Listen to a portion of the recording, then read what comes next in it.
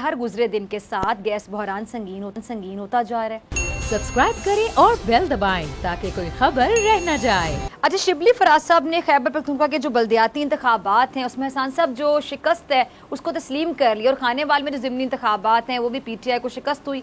तो आपके कई रहनुमा शिकस्त की बड़ी वजह इस महंगाई को करार दे रहे हैं, क्योंकि ये तो आप अग्री करेंगे कि चलें अपोजिशन वाले, मैं उनकी नीयत के बारे में बात नहीं करना चाहूँगी, शायद वो सिर्फ तनकीद बराए तनकीद ही कर रहे हैं या कहते हैं अपना उल्लू सीधा करने के लिए महंगाई को इस्तेमाल कर रहे हैं, महंगाई कार्ड खेल रहे हैं, लेकिन अवाम की दुखती रग भी तो महंगाई है ना, इससे तो आप अग्री करेंगे? मैं बिल्कुल एग्री करूंगा। देखिए, महंगाई जो है वो लोगों का बड़ा जेन्युइन प्रॉब्लम है और लोग महंगाई से तंग होते हैं।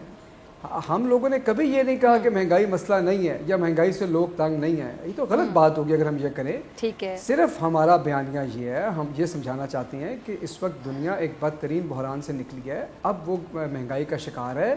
पाकिस्तान के अंदर भी ऐसे बहुत से अवामिल कार फरमाए हैं जो किसी एक मुल्क या हुकूमत के कंट्रोल से बाहर होती हैं, लेकिन हम उनको उनका असर ज़ाहिर करने के लिए तो अपनी कोशिश कर रहे हैं। अगर हम तेल की कीमतें कम नहीं कर सकते, अगर हम ग्लोबल सप्लाई चेन को ठीक नहीं कर सकते, हम आवाम के लिए चीज़ें तो सस्ती कर सकते हैं, उनको डायरेक्ट सब्सिडी दे सकते हैं, उनकी हेल्थ इंश्योरेंस का इंतज़ाम कर सकते हैं, उनको राशन कार्ड के ज़रिए उनके घरों में उनके किचन का जो चीज़ें उनको उसमें कुछ कीमतों में कमी ला सकती हैं।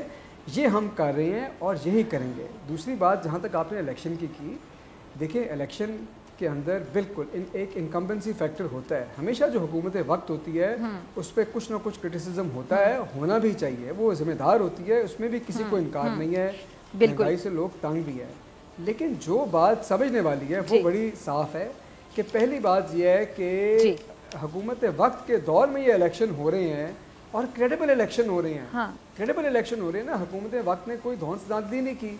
तो ये जो पहले तनकीद बराए तनकीद करते थे, कम से कम ये तो समझे कि हम इलेक्शन शफाफ बनाने पर यकीन रखते हैं, इसीलिए हम ईवीएम की बात करते हैं, क्योंकि हम चाहते हैं इलेक्शन को मजीद शफाफ बनाएं।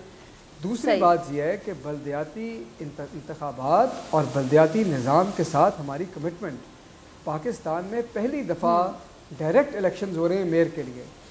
हमें भी पता है ये हालात कैसे हैं, हमें भी पता है महंगाई है, लेकिन उसके बावजूद खान साहब ने ये कहा हर जगह कि जी आप डायरेक्ट इलेक्शन कराएं, क्योंकि हमारी कमिटमेंट बल्दियाती इदारों से है। उन इदारों को जो भी शख्सियात चलाएं, कोई भी पार्टी भले पावर में हो, हमारे बल्दियाती इदारे खुद मुख्तार होने चाहिए, ऑटोनमस होने चाहिए, और यही हम चाहते हैं।